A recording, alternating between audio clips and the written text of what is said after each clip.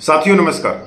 साथियों, 8वें वेतन आयोग को लेकर बड़ा अपडेट सामने आ रहा है। जैसे जैसे मीडिया में 8वें वेतन आयोग की खबरें आ रही हैं, जब हम खबरों को देखते हैं तो सहज ही अंदाजा हम लगा सकते हैं कि 8वें वेतन आयोग में करोड़ों कर्मचारियों की बल्ले बल्ले होगी या थल्ले थल्ले होगी।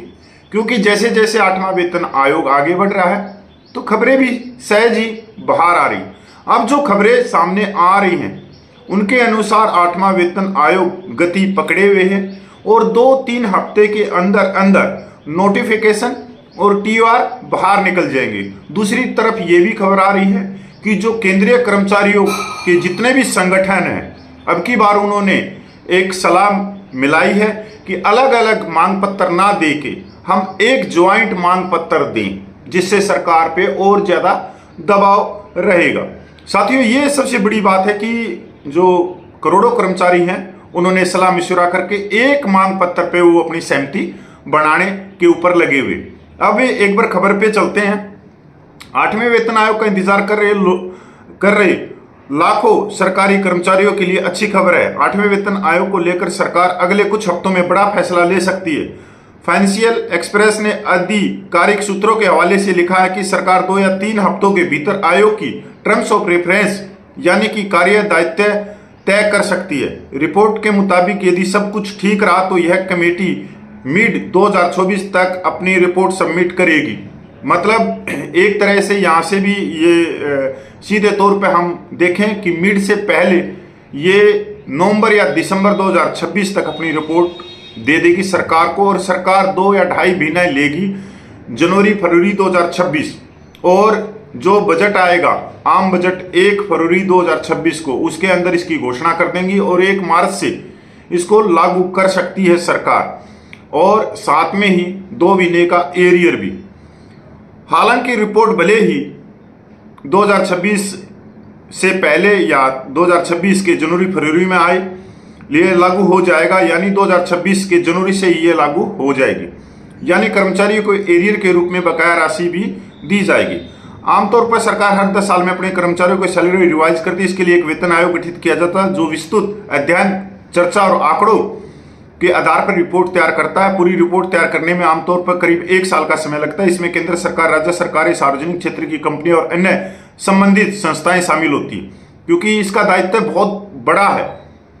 सभी से सलाह मशवरा होता है, महंगाई के आंकड़े देखे जाते हैं, तो जो विदेशी दूसरे देश हैं उनके कर्मचारियों की किस तरह से सैलरी है, उन देशों की आर्थिक स्थिति क्या है। इसके बाद में देश के अंदर भी बहुत सारी रिपोर्टों का अध्ययन किया जाता है, चाहे मजदूरी दर क्या है, महंगाई क्या है, बेरोजगारी क्या है, मतलब हर एक चीज की रिपोर्ट आयोग लेता है। इसमें मीडिया रिपोर्ट्स के मुताबिक रिपोर्ट सबमिट होने के बाद इसे केंद्रीय कैबिनेट के समक्ष पेश किया जाता है। कैबिनेट की मंजूरी मिलते ही जनवरी 2026 से 8वें वेतन आयोग को लागू किया जा सकता है। सरकार इसके बाद भी सभी कर्मचारियों और पेंशनर को एरियर के रूप में भुगतान करेगी। कर्मचारियों की सैलरी बढ़ोतरी के लिए फिटमेंट फैक्टर का इस्तेमाल किया जाता है। फिटमेंट फैक्टर बेसिक सैलरी को नए स्ट्रक्चर में बदलने का फार्मूला है। इसे इस तरह से समझ सकते हैं।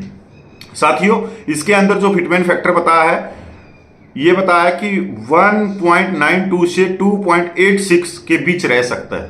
अब ये तो आयोग ही तय करेगा, पर ये थोड़ा सा कंफर्म हो रहा है कि 1.92 से ऊपर ये फिटमेंट फैक्टर जाएगा। अब ये कितना जाएगा, 2.28 रहेगा, 2.57 रहेगा, 2.86 रहेगा, ये तो आने वाला समय ही तय करेगा। पर यहां से इन खबरों से हम सहज ही अंदाजा लगा सकते हैं कि कर्मचारियों को 8वें वेतन आयोग में क्या मिलेगा, उनकी पेंशन सैलरी दोगुनी होगी या नहीं होगी। और कुछ बातें अभी जैसे टीआर निकलेगा, नोटिफिकेशन निकलेगा, उससे भी साफ होती चली जाएंगी। इसके अलावा आपने आईएलओ की रिपोर्ट भी देखी, जो महंगाई के आंकड़े दिखा रहा है कि एक परिवार को 1 महीने में 41,000 से ज्यादा खर्च होता है उसका घर चलाने के लिए। साथियों,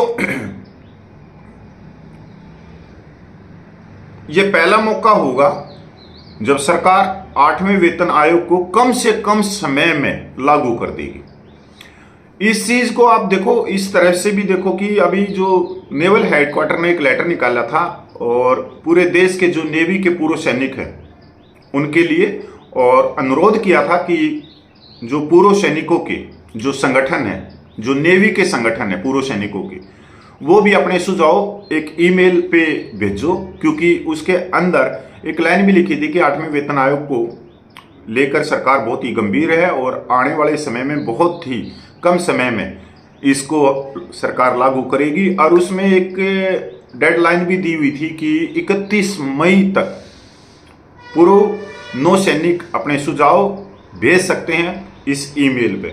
साथियों, 8वें वेतन आयोग पर अभी तक यही अपडेट है। और जो जेसीएम की जो मीटिंग हुई थी 23 अप्रैल का, उसका थोड़ा बहुत पता लग गया है, पर कोई अभी तक उनका लेटर कोई जारी नहीं हुआ है जो जेसीएम ने है। तो उस लेटर से भी बहुत सारी चीज़ें पता लगेंगी कि 23 अप्रैल को जो मीटिंग में हुई है उनकी, उसमें किन किन बातों को लेकर जेसीएम गई थी और किन किन बातों को उन्होंने सरकार के सामने रखा और सरकार की उन मांगों पर क्या प्रतिक्रिया थी। तो वो तो आने वाला जैसे उनका कोई लेटर जारी होगा तो फिर आप लोगों को तक ये खबर लेके आऊँगा कि 8वें वेतन आयोग में सरकार और जेसीएम के बीच किन बातों पर सहमति बनी है, किन बातों पर नहीं बनी है, क्या बातें दी हैं, क्या नहीं दी हैं, वो आने वाला समय। पर ये जो मीटिंग है ये ख़त्म नहीं होंगी। जो केंद्रीय कर्मचारियों के बड़े संगठन हैं, जैसे ये आयोग गठित हो जाएगा तो लगातार मीटिंगें होती रहेंगी। लगातार आयोग भी अलग अलग स्टेट में भी जाएगा, अलग अलग कर्मचारी संगठनों से भी मिलेगा। कभी वो चेन्नई जाके मिलेगा तो कभी बेंगलोर, कभी उड़ीसा में जाएगा, कभी पटना में जाएगा, कभी चंडीगढ़ में जाएगा। तो वो सब से सुझाव भी लेगा और सारी चीज़ों को देखेगा, उसके बाद में वो रिपोर्ट दे देगा। पर ये बिल्कुल क्लियर है कि जो आयोग अपनी रिपोर्ट देगा वो देगा 2025 के अंदर ही, नवंबर दिसंबर के अंदर वो अपनी रिपोर्ट सबमिट कर देगा सरकार को, और सरकार उसके ऊपर अपना अध्ययन करेगी। सरकार उसमें क्या घटाती है, क्या बढ़ाती है, ये भी समय बताएगा।